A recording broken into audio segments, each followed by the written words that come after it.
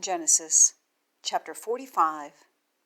And Joseph has not been able to refrain himself before all those standing by him.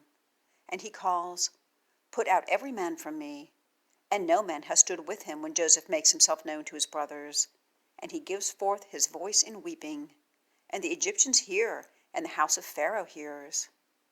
And Joseph says to his brothers, "I am Joseph. Is my father yet alive?"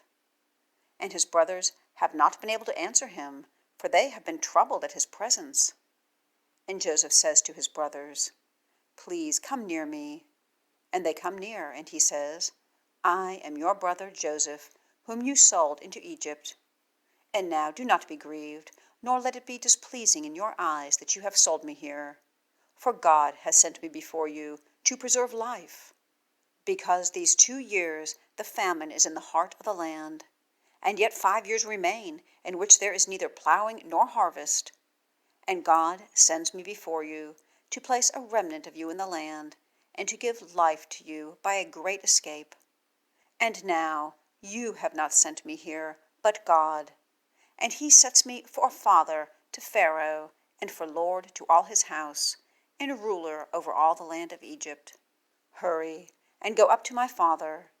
Then you have said to him, Thus said your son Joseph, God has set me for lord to all Egypt. Come down to me, do not stay. And you have dwelt in the land of Goshen, and been near to me, you and your sons, and your sons' sons, and your flock, and your herd, and all that you have. And I have nourished you there, for yet are 5 years of famine, lest you become poor, you and your household, and all that you have. And behold, your eyes are seeing, and the eyes of my brother Benjamin, that it is my mouth which is speaking to you. And you have declared to my father all my glory in Egypt, and all that you have seen, and you have hurried, and have brought down my father here. And he falls on the neck of his brother Benjamin and weeps. And Benjamin has wept on his neck, and he kisses all his brothers and weeps over them. And afterward his brothers have spoken with him.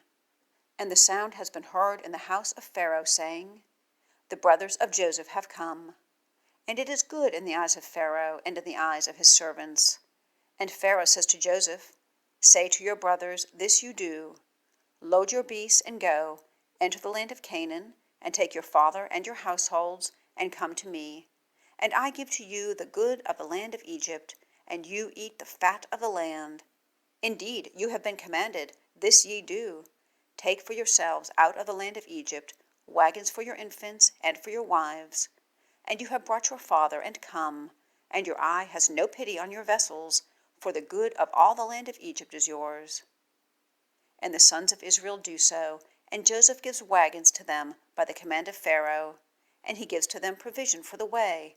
To all of them has he given, to each changes of garments, and to Benjamin has he given 300 pieces of silver, and 5 changes of garments. And to his father he has sent thus, 10 donkeys carrying of the good things of Egypt, and 10 female donkeys carrying grain and bread, even food for his father for the way. And he sends his brothers away, and they go. And he says to them, Don't be angry in the way. And they go up out of Egypt, and come to the land of Canaan, to their father Jacob.